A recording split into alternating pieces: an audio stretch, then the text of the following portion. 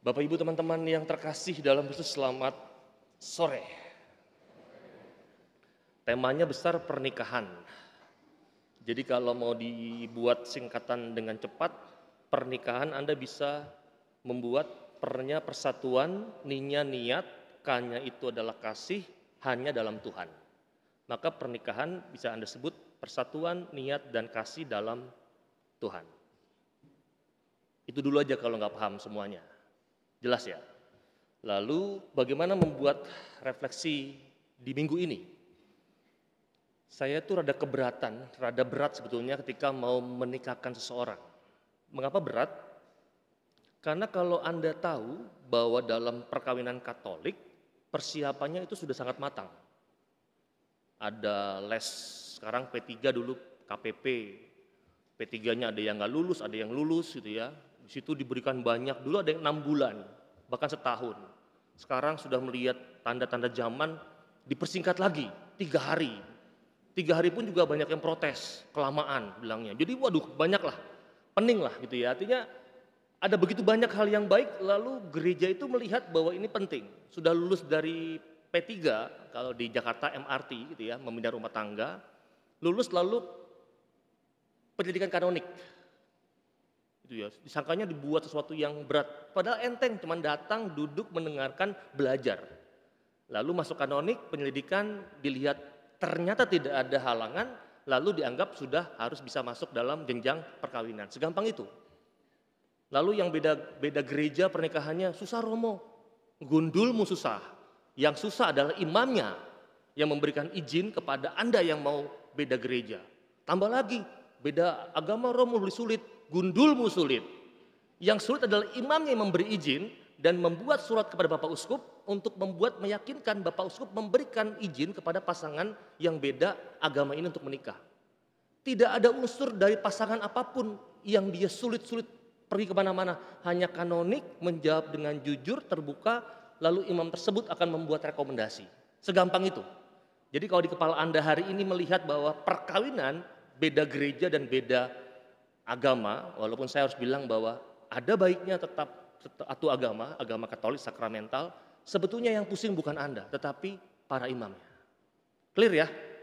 Jadi kata kese ini ya, belum khotbah nih. Jadi clear dulu ya, supaya tidak ada nada bahwa bla bla bla bla, gereja Katolik mempersulit, tidak ada nada itu. Nah, saya masuk. Karena saya itu anggota orkestra gitu ya, jadi saya mau membuat analogi hari tentang bayangan tentang orkestra. Saya kebetulan megang alat musik trompet dan horn, karena memang itu yang paling dekat dengan mouthpiece-nya gitu ya. Bayangkan pernikahan itu sebagai sebuah orkestra di mana setiap pasangan adalah seorang musisi. Itu dulu aja. Dalam orkes terdapat berbagai alat musik, masing-masing dengan suara dan karakteristik yang unik. Ada horn, ada trompet, ada violin, ada viola, ada klarinet, ada drum, ada piano, dan alat musik lainnya. Dan setiap alat musik memainkan peran penting dalam menciptakan yang namanya harmoni yang indah, namun tanpa kerjasama, semua suara ini bisa menjadi kacau. Maka apa yang bisa ditemukan? Saya ada 5 poin besar. Yang pertama adalah keberagaman suara. Setiap musisi mewakili individu dalam perkawinan. Seperti alat musik yang memiliki suara dan gaya yang bermain sendiri, demikian pula setiap pasangan memiliki kepribadian, minat, dan harapan yang berbeda-beda. Keberagaman tersebut adalah sebetulnya kekuatan. Dan dalam orkestra, keindahan musik terletak pada bagaimana setiap alat musik itu saling berinteraksi, saling melengkapi, dan menciptakan harmoni sehingga menghasilkan musik yang indah. Begitu pula dalam perkawinan, keunikan masing-masing individu itu harus diakui dan dihargai. Setiap pasangan mampu menghormati perbedaan satu sama lain, menciptakan lingkungan yang subur untuk pertumbuhan dan perkembangan hidup pernikahan. Yang pertama. Yang kedua, partitur, teks. Setiap orkestra memiliki partitur yang berfungsi sebagai panduan untuk menciptakan musik yang terkoordinasi. Dalam konteks pernikahan, partitur ini dapat dipandang sebagai komitmen dan kesepakatan yang dibuat oleh pasangan. Ini juga mencakup nilai-nilai bersama, tujuan, harapan, bahkan juga batasan yang disepakati. Maka tanpa partitur, bahkan musisi handal sekalipun akan kesulitan menciptakan yang namanya sebuah keselarasan. Dan dalam perkawinan, komunikasi yang baik dan negosiasi tentang harapan dan peran adalah kunci untuk menciptakan melodi yang menyenangkan. Yang ketiga, ini yang menangis-nangis, latihan dan kesabaran. Musisi di orkes tidak hanya tampil di panggung, mereka juga harus berlatih bersama. Proses latihan adalah waktu untuk mengenali kekuatan, bahkan kelemahan masing-masing, untuk belajar berkompromi dan juga beradaptasi.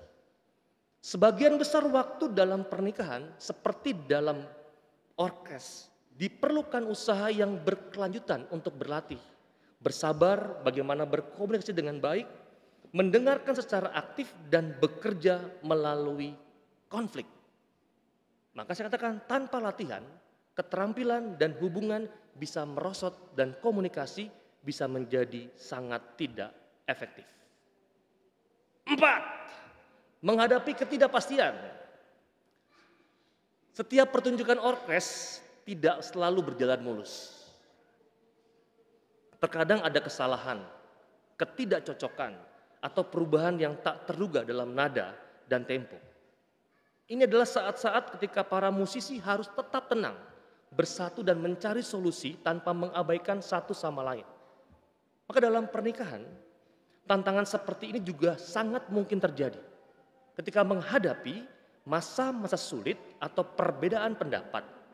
Penting untuk tetap fokus pada tujuan bersama dan berusaha menemukan jalan keluarnya sebagai sebuah tim. 5. Pertunjukan indah. Akhirnya, ketika semua elemen, keberagaman, komitmen, latihan, kesabaran berkumpul, satu konser yang megah dihasilkan.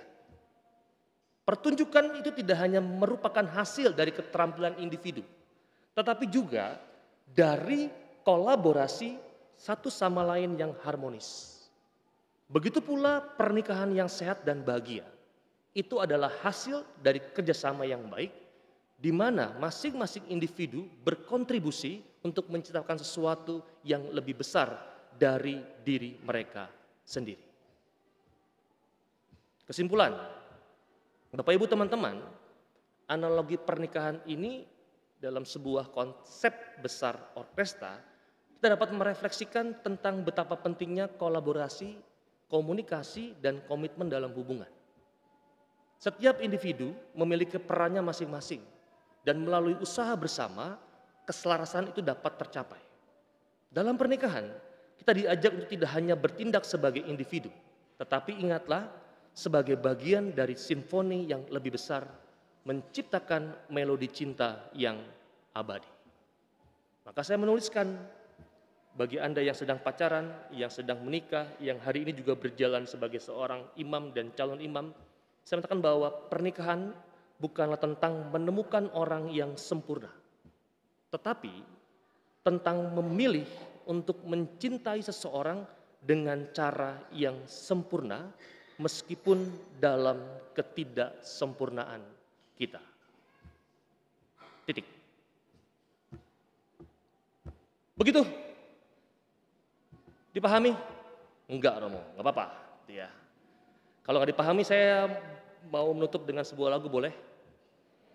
Bagi Anda yang masih pacaran, camkan baik-baik untuk berorkestra. Bagi Anda yang sudah menikah, semoga ini menjadi persembahan yang baik untuk Anda semua.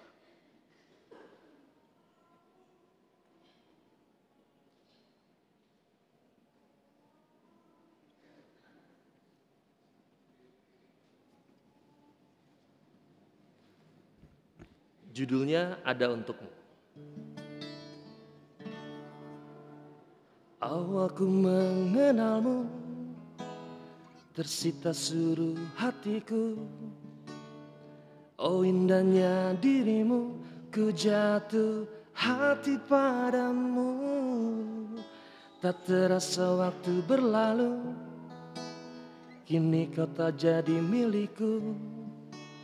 Betapa bahagianya aku saat kau ada di sisiku. Kini tiba saatnya kita harus melangkah. Temani diriku di sisa waktumu.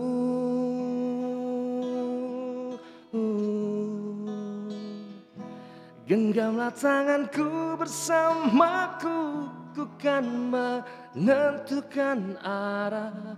Bersama diriku yang kan selalu menjaga dirimu. Yakinkan hatimu temaniku di setiap langkah-langkahku.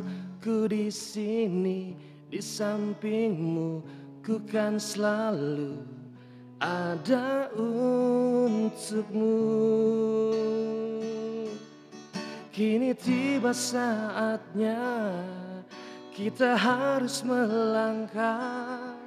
Temani diriku di sisa waktumu.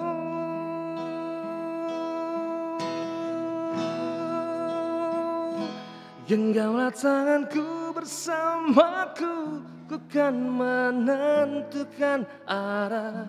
Bersama diriku yang kan selalu menjaga dirimu. Yakinkan hatimu temaniku di setiap langkah-langkahku. Ku di sini di sampingmu, ku kan selalu ada untukmu.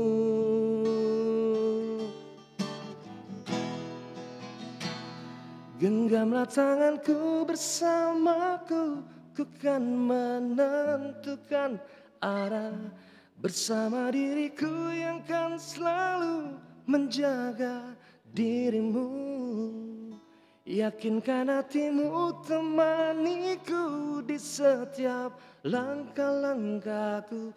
Ku di sini di sampingmu, ku kan selalu ada untukmu.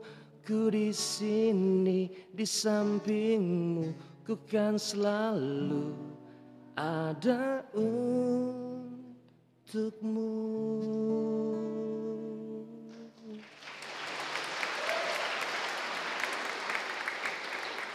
Mari Bapak Ibu kita hening sejenak, kita mohon rahmat Tuhan supaya cinta yang telah kita jaga dalam hidup perkawinan Anda, juga bagi Anda yang hendak melangsungkan perkawinan, diingatkan kembali tentang bagaimana kasih komitmen yang bersama melalui diri Tuhan dan kita. Maka mari kita hening sejenak.